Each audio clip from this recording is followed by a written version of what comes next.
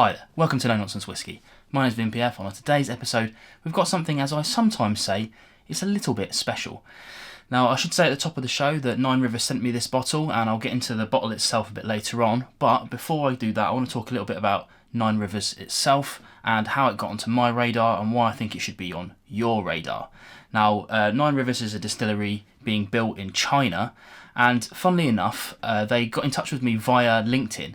One of their founders, which again I'll go into a little bit later on, Jay, messaged me to say that actually he was a local to me originally, so he was raised in Birmingham and I live in a little town called Coventry in the UK in the Midlands, and that's just how the conversation started. We got talking about Nine Rivers and what he's doing there over in China. I got onto their YouTube channel, which is another thing I want to plug here today because their YouTube channel is incredible. They're already on sort of 50 episodes of them building this distillery, but it's literally from breaking the ground to where they're at right now at time of recording, which is 3 of their buildings are going up. One of them's kind of nearly finished in terms of like the structure, and their 4th building, this is 4-building distillery, is going to be started at some point in the near future. But this is why now is a great point to jump onto their channel and see what they're doing, and subscribe and all that stuff so you can see their new content, because you can literally watch a distillery being built. They release videos every other day to see how they're updating. Yeah, alright, at the moment it's a lot of concrete and a lot of things like that, which I happen to love. I'm an ex kind of civil engineering kind of environment employee, and I love all that kind of stuff. But the cool thing about that is that I don't think they'll stop there. The transparency of this place is pretty high, so once the buildings are built and you can go through all the different tours with them and whatnot, I'm sure that we'll be seeing things like stills being installed and coming online, and we'll be seeing the stills running for the first time, and we'll be seeing barrels getting filled, all that kind of stuff. I'm almost certain we'll be seeing that. So yeah, I think now's a great time to jump on and join the kind of charge into seeing what they're doing. Okay, so getting back a little bit, Jay messaged me on LinkedIn, which is something that I've had LinkedIn for a while, and you can go and follow me on that now. But the reason why I've only just really started using it was after this message I got off of Jay, he kind of took a bit of a role of coaching me on how to get LinkedIn to work for me a little bit more. And it wasn't until I started talking to him for quite a while and getting used to LinkedIn and whatnot that it suddenly twigged that I knew who Nine Rivers were. I'd heard of them before. And I went through my LinkedIn back history into my messages, and I'd actually received a message of another one of their guys called Lucas, a shout out to Lucas, maybe 2 years ago, and he'd messaged me on LinkedIn saying, check us out, we're a new distillery, we're kind of in formation at the moment, we haven't broken ground or anything like that, just to get you on our radar. At the time, and I actually sent him a message to apologise about this, but at the time I was not really a user of LinkedIn. I had it because it's good to have a presence on some social medias, and I obviously saw the message and didn't respond to it and didn't really take it in. However, it obviously worked to a certain extent, because when I started talking to Jay, Nine Rivers was somewhere in here. There you go. So yeah, it was a pretty cool little discovery thing, and that brings me on to kind of really who Nine Rivers are and kind of what this cask is, what this bottling is. It's a pretty incredible thing. Now, the Nine Rivers themselves are not a kind of typical distillery. Now, China has quite a few distilleries now. I think I saw an article somewhere saying that they're in their 20s and whatnot. But big players like Diageo and Pernod Ricard have distilleries being built or producing right now, because they understand that China is a massive market. Yeah, it's a bit like we have a bit of a disconnect with China right now from, let's say, the West to China. Obviously relations are always quite tense, but that's how it is. Not the point of this channel. We're talking about whiskey and whiskey only. But the point I'm making there is the big players in the whiskey world are producing whiskey over there. Now they must see something, right? So the thing I like about this project is that it's entirely based on investors from whiskey fans. Now that's what this casking is all about. Now you can go and check out all these stories on their websites. There'll be some links in the description below if you want to go and check out the story of Nine Rivers, and of course a link to their YouTube channel, which again I think is a great thing. Really good content, actually, genuinely good content. Now what we have here is this humongous box. This is what this whiskey came in. I'll go through this in a bit, but I wanted to show you the side of this first. And this is the list of their founders, as they call them. You've got the main guys up here. Jay, I think, is on this side. This side here He's the guy I've been talking to, and Jeff, again, is one of the critical members of this, because they are the two who came up with this concept of the Founders Casks. I will show you this a little bit more. So this is the box that this comes in. It's huge, and it opens up like this. So you have the bottle over here, and over here you have, I mean, this is empty space behind this. I checked just in case there was any kind of like Easter eggs or anything, but there isn't. And it goes into detail about what this Madeira, this is Madeira, Expression 1 Madeira, there you go, finally getting onto the bottle. I've been going on about this a little bit longer than usual, because I feel like, I mean, I'm one of the lucky few that's going to be able to try this outside of China, right? So I may as well give them a bit of an overview onto who they are and why you should care. So yeah, there's more information there. I'm not going to go too heavily into this, but I'll give you some of the information when I do my actual review of the bottle, which is coming up. But yeah, I wanted to show you this because it is obscene. I'm not going to lie, it is obscene. You don't, like, packages this size, we never really see this, but the whole point is that this will either go on your shelf like this, and there'll be 6 of these things, which again, coming up in a minute. There'll be 6 of these things on your shelf, but the idea is, I guess, that you open this up like this and you present it, which, typically speaking, once I've done a review of a bottling, I throw the packaging away, but I think I might keep this. This seems like one I should keep.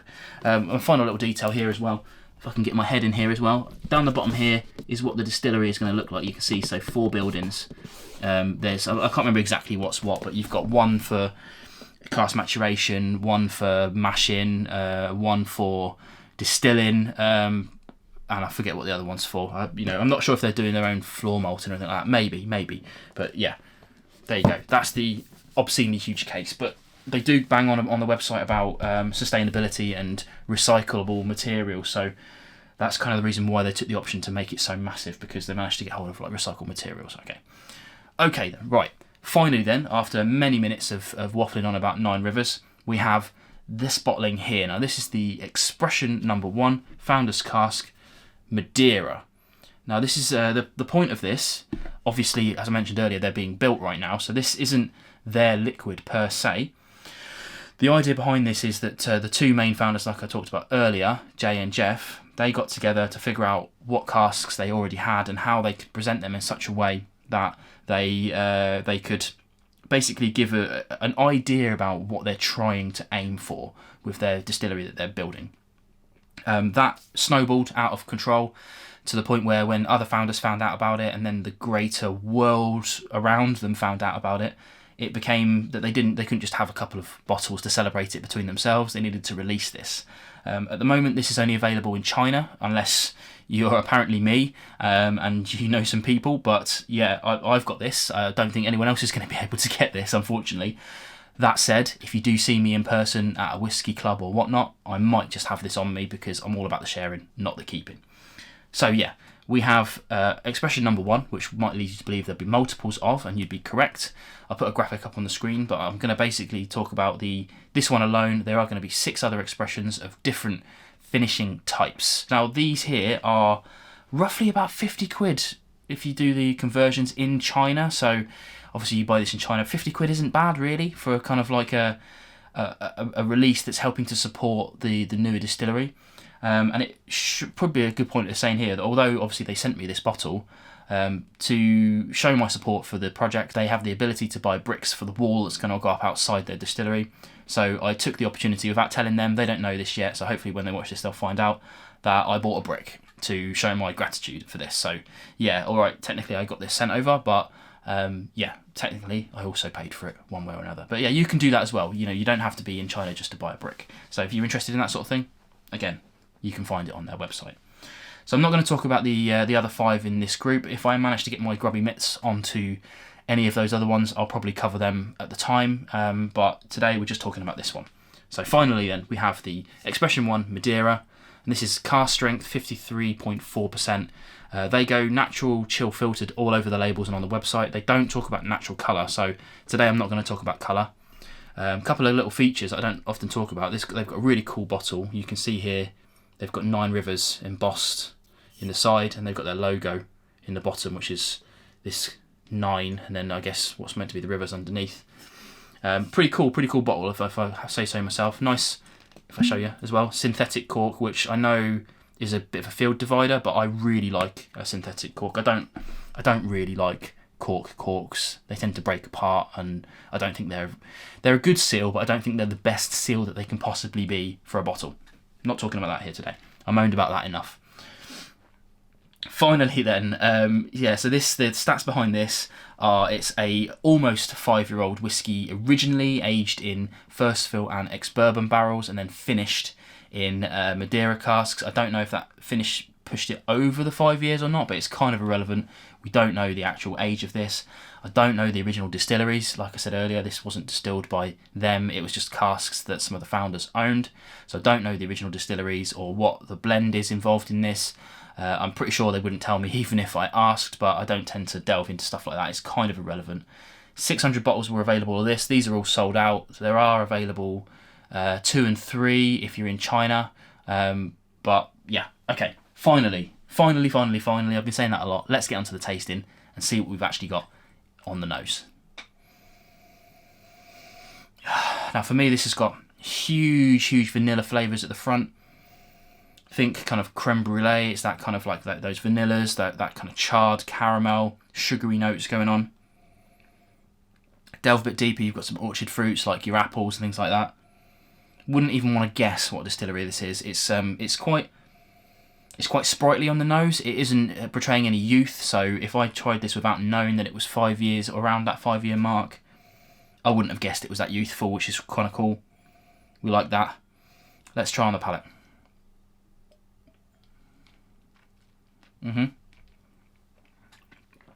Now for me, it switches. Apples moves up to the front for me. It's got a really nice, definitely green apple sweetness that's coming through. I get a little bit of lemongrass coming through on the mid end. It does break out into a slight astringency towards the back end. But the cool thing about this is that although it's cask strength and a fairly high one at sort of 53.4%, it isn't really telling my olfactory system that it's that high. It's dare I say the S word, smooth. It's got a really nice kind of smooth mouthfeel. Isn't overly viscous or overly watery. It's kind of nicely sitting there as it is. The finish, once the kind of astringency comes in from the palate, the fruit and the kind of, I've been calling it like fruit salad, the tropical notes, they drop off a little bit to kind of like I'm calling it a bitter coffee, almost like a coffee granules bitterness, and then finishes on some pepper. So it's got quite a lot of depth to this thing. Personally, I think that 50 quid is an absolute snip for this. It's a really beautiful whiskey that's been well crafted and put together. I quite like a Madeira finish. I haven't tried many Madeira finishes in the world, but I apparently quite like it. I quite like that kind of like sweet, winey, this Portuguese winey kind of thing going on. I enjoy that and how it affects the whiskies. Again, I don't know what the original base whiskies are, but I'm not really too bothered about that. What it did do was make me really interested to try the other expressions to see how they're evolving and how they're changing depending on the different wood types they're using for the finishes. So if I manage to black that, then I'll let you know.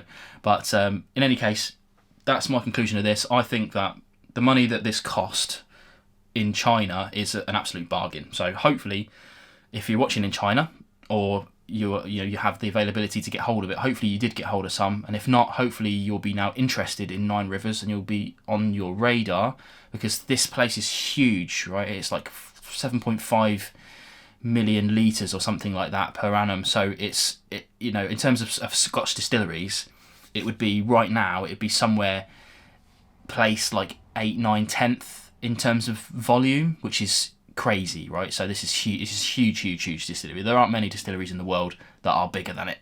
Apart from those original Scotch distilleries. Some of those Scotch distilleries go up to like 20 million or something like that. I don't know.